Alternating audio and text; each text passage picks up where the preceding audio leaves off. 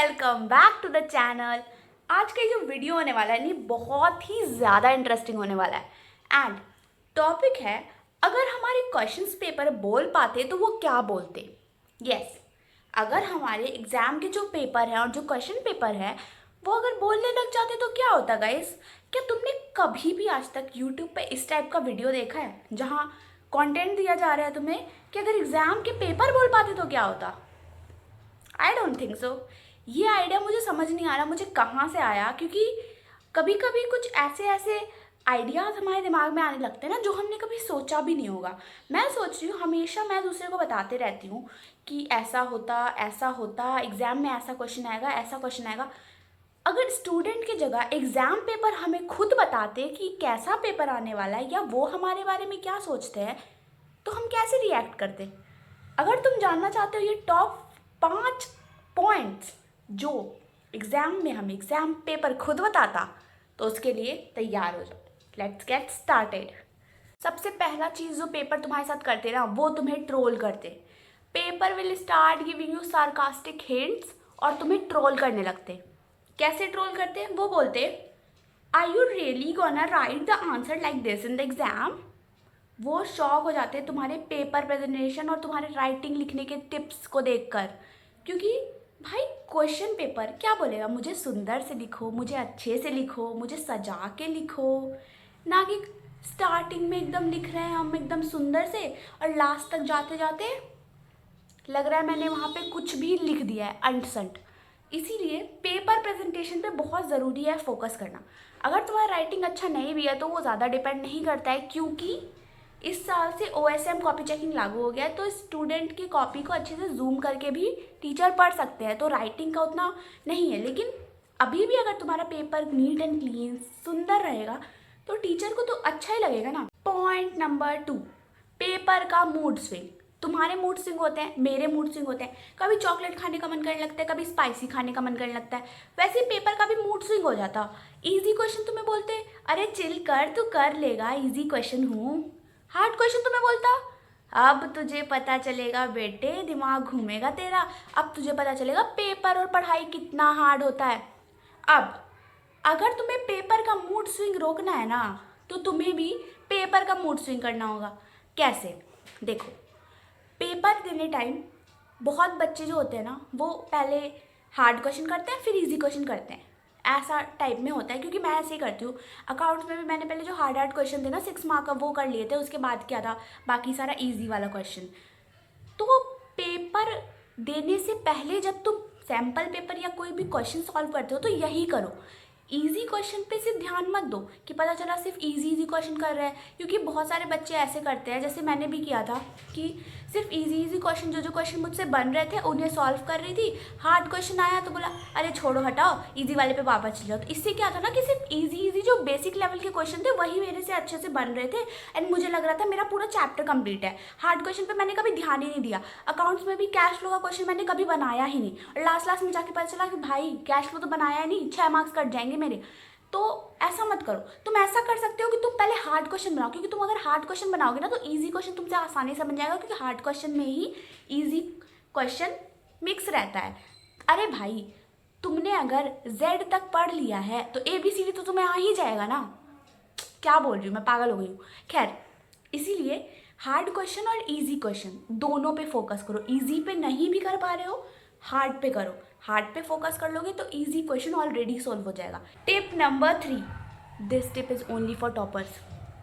Okay, tip number 3 है paper का secret guidance. Paper तुम्हें सीक्रेटली गाइड करने वाला है गाइज।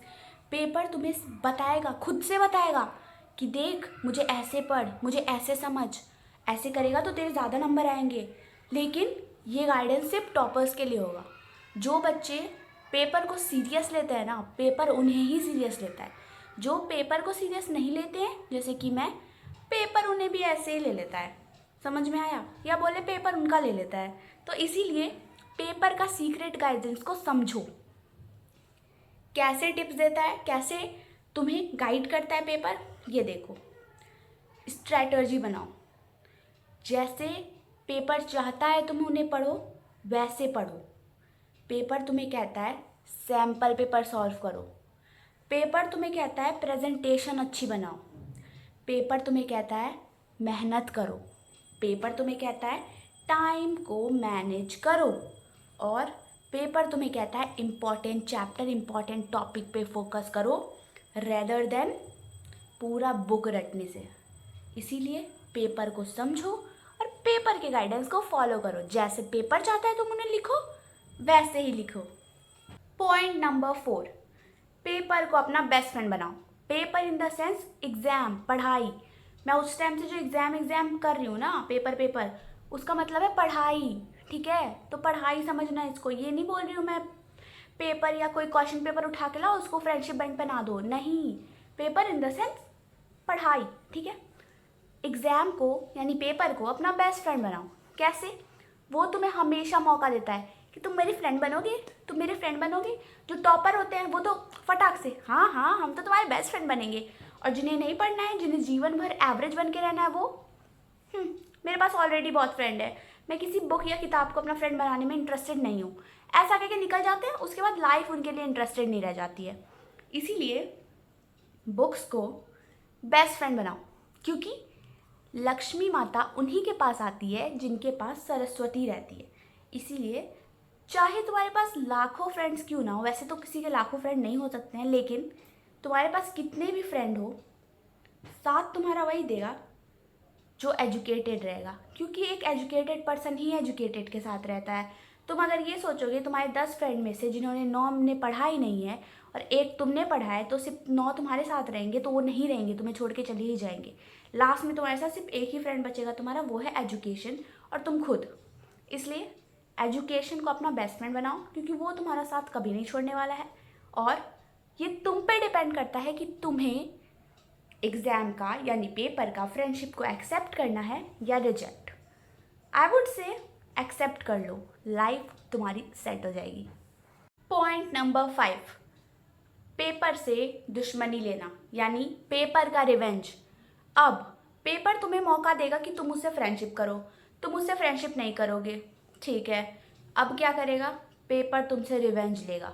जैसे पेपर तुम्हें ट्रोल कर रहा था ना, अब पेपर तुमसे बदला निकालेगा। भाई मैंने तेरे लिए फ्रेंडशिप का हाथ बढ़ाया, पर तूने क्या किया? रिजेक्ट कर दिया। 100 में से 30 बच्चों ने ही सिर्फ मेरा फ्रेंडशिप एक्सेप्ट किया है, बाकी के 70 बच्चे वो तो कहीं और ही बिजी हैं। अब मैं लूँगा उनसे रिवेंज। वो तुम्हें बार बार देता है चेतावनी कि मैं तुझसे रिवेंज लेने वाला हूँ, सुधर जा, अभी भी मौका है, मुझसे फ्रेंडशिप कर ले। प्री बोर्ड्स आ गए हैं, प्री बोर्ड्स आ गए हैं, अब तो सुधर जा, अब तो मुझसे फ्रेंडशिप कर ले। बच्चे भी लाइक नहीं, मुझे तो करना ही नहीं है तुझसे फ्रेंडशिप। फिर प्री बोर्ड्स भी ख़त्म, बोर्ड्स में 10 दिन बचे हैं। अब फिर से वार्निंग, मैं सच बोल रहा हूँ, मैं तुझसे रिवेंज लूँगा, मुझसे दोस्ती कर ले तू। नहीं, मैं तो अभी भी नहीं करूँगा। और जब पेपर यानी एग्ज़ाम में एक रात बचता है, अब बच्चे होते हैं पागल। अब वो जाते हैं पेपर के पास, भाई मुझसे फ्रेंडशिप कर लेना, मुझसे क्वेश्चन नहीं बन रहा है, मैं कैसे बनाऊँ? वो बोलता है अच्छा बेटे, इतना दिन से तुझे मैं बोल रहा था मुझसे दोस्ती कर ले, मुझसे दोस्ती कर ले, नहीं करना है, अब मैं लूँगा तुझसे रिवेंज। और जानते हो रिवेंज कैसे लेगा? पेपर वाले दिन तुम सुबह जाओगे एग्ज़ाम देने, पेपर पलटोगे, कुछ नहीं आएगा तुम्हें, तुम्हें पेपर देख के समझ में आ जाएगा, काश मैंने पेपर से दोस्ती कर ली होती, काश मैंने पेपर से दोस्ती कर ली होती ना, तो शायद आज मेरा 100 में 100 आता, या 100 में 80 या 85 तो आ ही जाते, पर मैंने पेपर से दोस्ती नहीं की। अब मुझे किसी तरह पेपर को मनाना होगा कि मेरे एटलीस्ट 33 मार्क्स तो आ ही जाए। तो 33 चाहिए तो मत करो पेपर से दोस्ती।